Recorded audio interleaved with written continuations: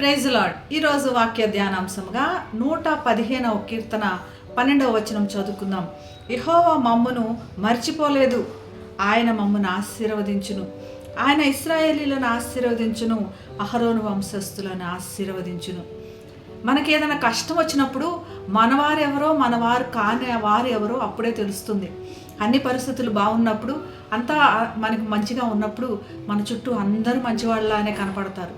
మనకి ఖచ్చితంగా ఏదైనా ఒక శోధన వచ్చినప్పుడు, మనం ఏదైనా ఒక బాధలో ఉన్నప్పుడు మనకు అర్థమవుతుంది నిజంగా మన వారెవరో అని.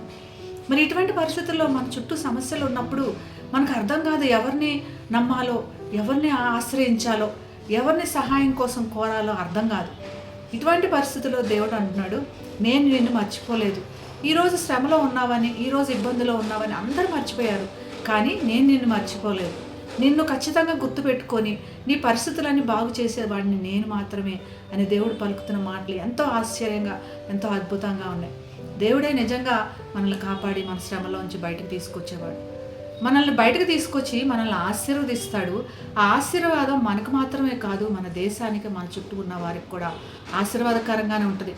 యోసేపుని చూసినప్పుడు, యోసేపుని నిందల పాలు చేసిన వారు, శ్రమల పాలు చేసిన వారు యోసేపుని తిరిగి చూసినప్పుడు, మరి ఆ శ్రమలో ఉన్నప్పుడు, ఇబ్బందిలో ఉన్నప్పుడు ఎవరు తను గుర్తు చేసుకోలేదు. తన కుటుంబం అంతా తను మర్చిపోయింది.